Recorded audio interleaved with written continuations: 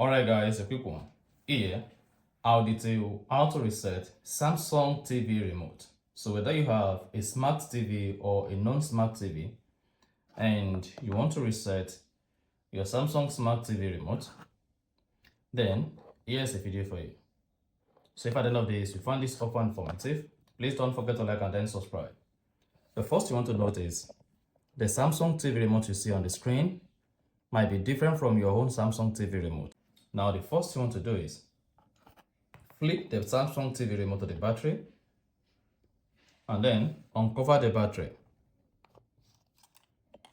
Now once you've uncovered the Samsung TV remote battery, go ahead and remove the Samsung TV remote batteries.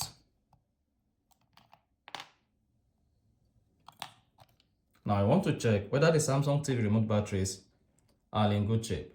So if they are still okay, remove them. Otherwise, go ahead and change the TV remote battery. Now flip to the buttons screen. Now once it's flipped, locate the power button on the TV remote. Press and hold it for like 5 to 10 seconds.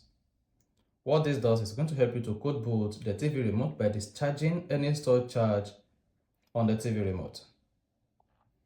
Now after that, turn to the back of the TV remote. Insert the batteries. Then close the battery cover. Now flip to the button side. You should now go ahead and use the TV remote to control your Samsung TV to see whether this has fixed the issue you are facing while using your Samsung TV with the remote control. Otherwise, what you want to do is you want to code boot your Samsung TV by removing the Samsung TV from the socket and then wait for about 30 seconds to 1 minute. After that, plug in the TV again and then you should be able to use your remote control to control your TV.